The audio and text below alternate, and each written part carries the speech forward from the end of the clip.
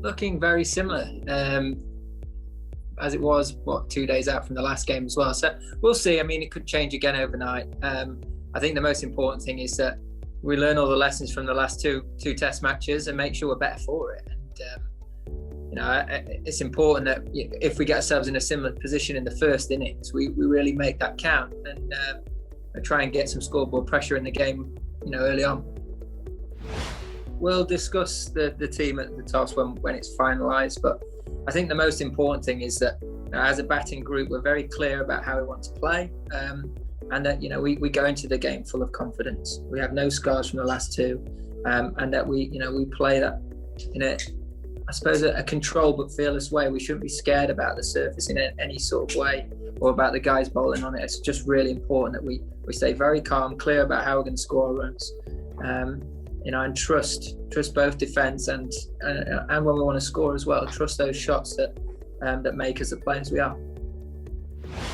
Definitely don't think we underestimate him. I think that he's exploited the surfaces very well. He's managed to beat both edges of the bat, which for any spinner is exactly what you're looking for all the time, is you're trying to keep as many modes of dismissal in the game as possible. And I think he's done that very well. I think what we've got to be better at is making sure that we're covering our stumps more so with our bat. And if one rags past the outside edge, then we just have to accept that more than anything. But as well, what we have got to do is we've got to find ways of putting him back under pressure. And when we do get balls to score off, we've really got to make sure we put them away. And similarly, if there are opportunities to get off strike, then back down the other end to make it difficult for him to bowl 6 balls at us. But it's very easy when you're playing in, I suppose, very alien conditions, which it is for a lot of our squad at the minute, to overanalyze things, overhype things. You've got to look at the basics of the game, the simple basic things that have always treated you so well wherever you've played, and really trust those. And I think that's the most important thing for us as a team, is that we have that confidence going into this game. He's certainly up for selection. He's been training really well. I think he's actually used the time out of the game, the last 2 test matches, to work on a few things, and he looks very good. He's practiced very hard. He's got a very good character, and if he gets a chance to play, I'm sure he'll be desperate to try and exploit the surface if it's anything like the last 2 games. No, I don't think so. I think that when you do sometimes get taken out of the side, it's really important that you look to use that opportunity to improve, evolve as a player, get better all the time. And I think he's done that. I think he's using that that time to work on his game and to become a better player for it. So no, I think that's exactly what you want from players, is to see things for how they are and to go away and try and improve themselves, and he's certainly done that.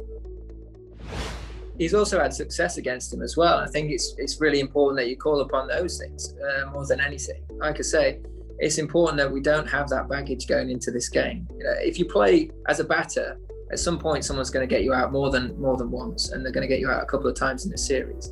That's part and parcel of the game, and one of the challenges of playing in long series is they're one of the little battles that you have to overcome and find a way of making sure that doesn't have a long-lasting effect on you.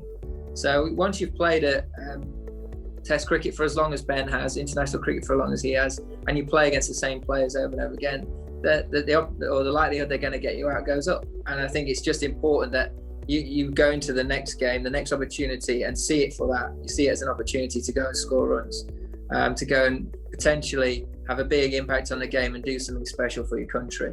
And he's a fine player. We all know when the pressure's on, when it really matters, someone like Ben will want to be there, trying to drive us across the line. And I'd never doubt him as a player. And every time someone has, he's stood up and proven them wrong. So it's one of the small little intricacies of the game, which is always very fascinating.